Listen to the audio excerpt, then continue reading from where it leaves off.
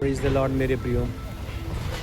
एक बार एक सज्जन अपने ख़राब यंत्र को लेकर काफ़ी परेशान हो जाता है और उस यंत्र को नज़दीक की एक दुकान के पास लेके जाता है, दुकानदार के पास लेके जाता है और उस मिस्त्री को दिखाता है और ये सोचता है कि वो मिस्त्री उसके उस उपकरण का समाधान निकालेगी, उसको ठीक करके देगी। अब उसे इस बात को मालूम नहीं था कि उस मिस्त्री को उसका कुछ तजुर्बा नहीं है, उसका कुछ अनुभव नहीं है। लेकिन ये बात वो मिस्त्री भाई उसे जाहिर नहीं होने देते कि उसे नहीं आता है। अब पहली बार वो उसके दरवाजे पर आया है तो वो जाने क्यों दे अपने ग्राहक को, और वो उसको कुछ झूठ बोल देता है। अब झूठ ये कहता है कि उसके मदरबोर्ड में तकलीफ़ है, अब उसके मदरबोर्ड को बदलना होगा।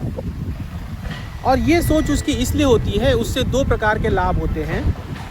पहला लाभ ये होता है कि सामने वाले को ये पता नहीं चलता कि वो कितना जानकार है। दूसरी बात, वो उससे अपनी मनचाही रकम मांग सकता है और इस बात की जानकारी उस ग्राहक को नहीं थी और किसी प्रकार से ग्राहक राज़ी भी हो जाता है।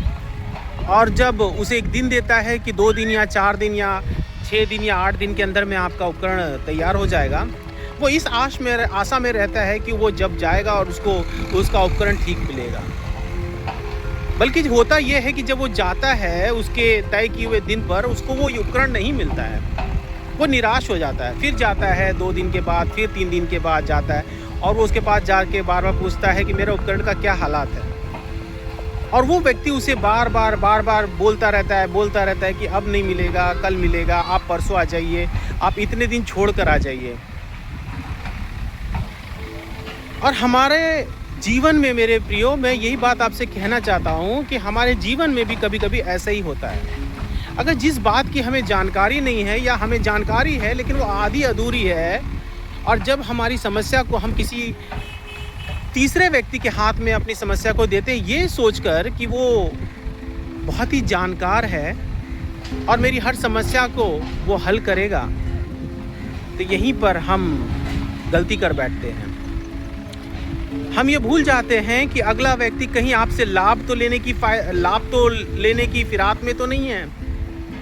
हम ये भूल जाते हैं कि वो कहीं आपको झूठी आशा तो नहीं दे रहा कि आज आपका दिन बदलने वाला है, आज आपके हालात बदल जाएंगे, आज आप अपनी बीमारियों से मुक्ति पा लेंगे, आज आप कर्ज़ों से मुक्त हो जाएंगे, वगैरह वगैरह। मेरे प्रियो, जब तक वचन हमारे अंदर में नहीं रहेगा, हम उस दुष्ट के कामों को पहचान नहीं पाएंगे। हम पहचान नहीं पाएंगे कि सामने वाला जो हमें बातें बोल रहा है वो सत्य है या कोई किसी प्रकार का बहाना है। कहीं ऐसा तो नहीं कि वो मेरा लाभ ले रहा है, कहीं ऐसा तो नहीं कि वो सिर्फ मुझे यूं ही कह के बरगला रहा है, मुझे बहका रहा है। ये हमें समझना है।